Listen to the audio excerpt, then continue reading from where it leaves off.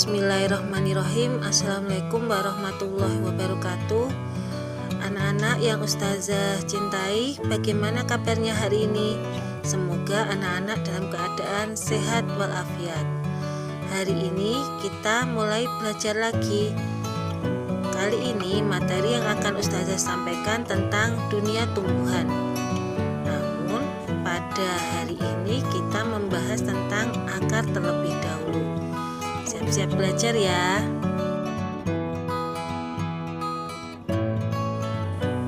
Baik, sebelum kita belajar tentang akar, kita lihat dulu tumbuhan dan bagian-bagiannya.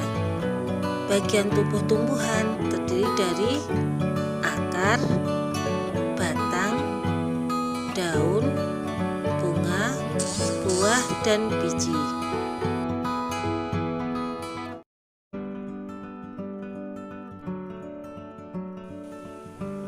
Anak-anak, hari ini kita belajar tentang akar.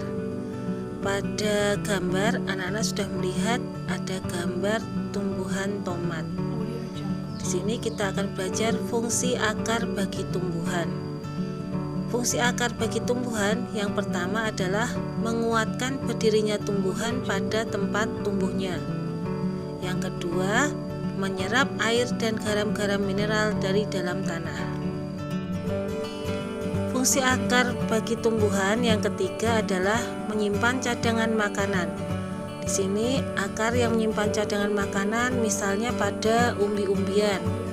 Ada wortel, ada beet, ada singkong, ada bawang merah ataupun bawang putih ya. Jadi akar bisa juga berfungsi untuk menyimpan cadangan makanan. Fungsi akar pada tumbuhan yang keempat adalah akar bisa membantu penyerapan oksigen di udara.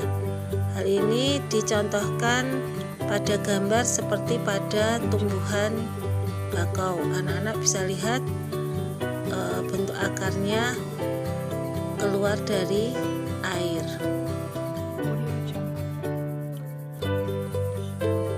Berikutnya adalah akar dan bagian-bagiannya. Anak-anak coba disaksikan gambar akar dan bagian-bagiannya. Ada batang akar, itu akar yang utama. Ada cabang akar, rambut akar atau bulu akar yang halus dan lembut ya bentuknya. Juga ada ujung akar atau biasa disebut tudung akar atau kaliptra. Baik, kita bahas satu persatu. Rambut akar atau bulu akar merupakan jalan masuk air dan zat hara dari tanah ke tumbuhan. Sedangkan ujung akar yang disebut juga tudung akar atau kaliptra berfungsi melindungi akar saat menembus tanah.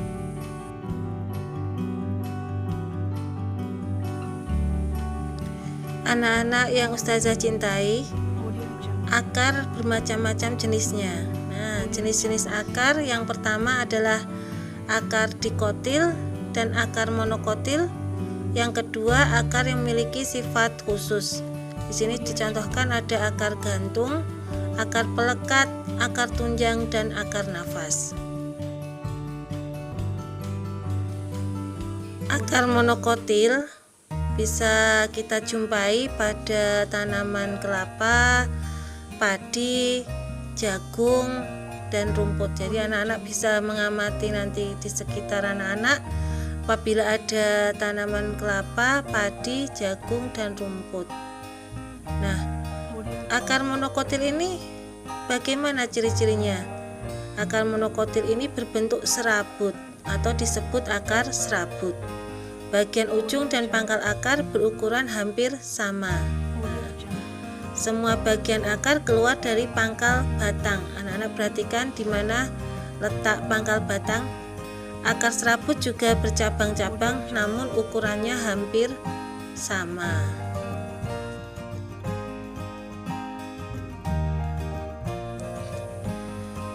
Kita lanjutkan untuk akar dikotil. Sering kita jumpai pada akar wortel, bit, lobak, bengkoang, pohon mangga begitu. Akar ini bernama akar tunggang. Ciri-cirinya adalah akar tunggang memiliki akar pokok. Akar pokok itu yang berada di tengah dan berukuran besar. Akar pokok bercabang-cabang menjadi bagian akar yang lebih kecil. Anak-anak perhatikan letak akar pokok dan akar cabangnya. Perbedaan ukuran antara akar pokok dan akar cabang terlihat tampak nyata, jadi berbeda ya. Yang akar pokok itu besar, langsung berasal dari pangkal batang, lalu akar cabangnya lebih kecil ukurannya.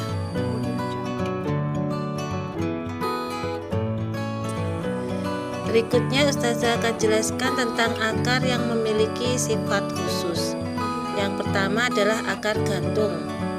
Seperti pada gambar, akar ini tumbuh dari bagian batang tumbuhan di atas tanah. Akar tersebut menggantung di udara dan tumbuh ke arah tanah. Berfungsi untuk menyerap uap air dan gas dari udara. Ini anak-anak bisa melihat akar gantung itu ketika anak-anak melihat pohon beringin. Jadi pohon beringin memiliki akar gantung.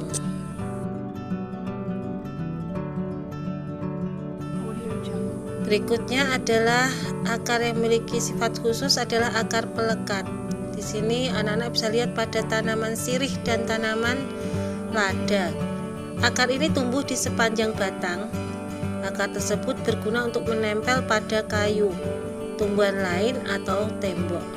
Akar pelekat dimiliki tumbuhan yang memanjat. Jadi akar pada sirih dan lada itu disebut akar pelekat karena gunanya untuk memanjat di tumbuhan yang dihinggapinya.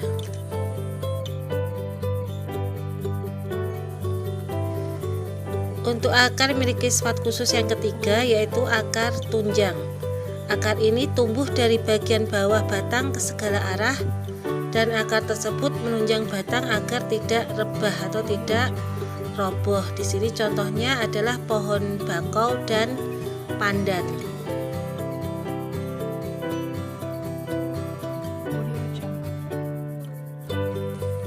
Untuk akar memiliki sifat khusus yang nomor 4 adalah akar yang terdapat pada pohon kayu api.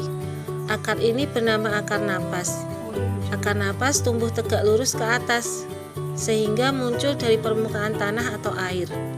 Akar napas ada yang dimiliki tumbuhan darat dan ada yang dimiliki tumbuhan air. Artinya tumbuhan yang berada hidup di darat dan tumbuhan yang hidup di air. Akar napas ini berfungsi untuk jalan masuk udara. Anak-anak yang Ustazah cintai, alhamdulillah pada hari ini kita sudah bersama-sama belajar tentang dunia tumbuhan, terutama akar. Ustazah harap apa yang Ustazah sampaikan akan bermanfaat dan menambah wawasan bagi anak-anak semuanya. Ustazah ucapkan jazakumullah khairan katsira yang sudah menyaksikan, menyimak penjelasan Ustazah dalam video pembelajaran dunia tumbuhan tentang akar. Demikian yang Ustazah sampaikan. Assalamualaikum warahmatullahi wabarakatuh.